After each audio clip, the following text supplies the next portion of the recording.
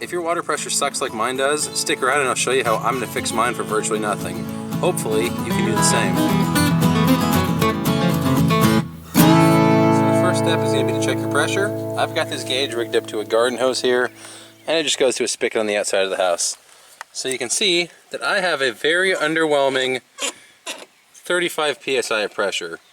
About the max you want to run in a residential, probably honestly even commercial, I don't know. But about the maximum amount you want to run through your system is about 80. And you can see we're well away from that. So what we're going to do is go down the hill to where the water meter is, and there is a pressure reducer down there. And I about guarantee you it's cranked all the way down. So now we're down at my meter pit. I've already pulled the cover and the big foam insulation disc out of there.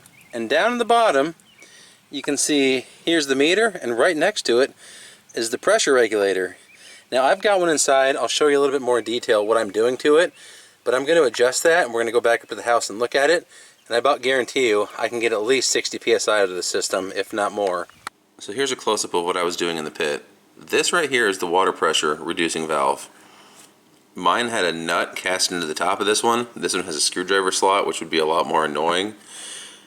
But the way it runs is you loosen this nut, so you'd run it up the shaft, and then if you want to increase your pressure, you turn this screw clockwise, which will run it down inside. If you want to lower the pressure, you turn it counterclockwise, bring it up out of the unit, and then whenever you have your water set how you want it, you take this jam nut, you run it back down the shaft and snug it up against the housing, and it will keep it in place. Well, I gave that regulator 3 turns, and you can see we're up to almost 50 psi. I'm going to go give it a couple more, see if I can't get north of 60. Well, you can see we're up to 64 pounds now.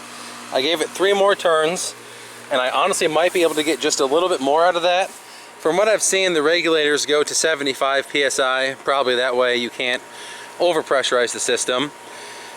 I could go down there and crank it up a little more. My real water pressure would have to be greater than 75 psi to get to that 75.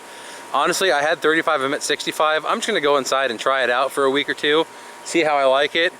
I don't think I need to go all the way up to 75. I've been living with 35 psi for 3 years now, so going to 65 is going to be a night and day difference, I think. The reason I have this thing is because I bought everything. I bought everything I needed to install a jet pump. I have the booster pump. I have some PEX. I have 2 bags of fittings and just random supplies. I've got about $400 sitting right here to increase my water pressure. And before I got around to installing it, I thought, you know what if I have a pressure reducer in the pit with my meter? And I just happened to check the day before I installed this stuff and saved myself about $400 because my pressure reducer was turned all the way down. Now if you get lucky, you'll be in the same boat I am, you can just turn it up.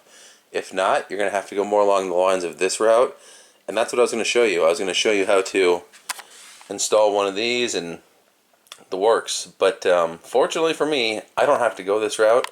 I saved myself $400 and quite a bit of time. This has been a lot more labor intensive than just 5 minutes. I realize this can be confusing because it's called a reducing valve. It doesn't increase pressure, it reduces it. That's assuming your pressure is above the 75 psi or whatever it is.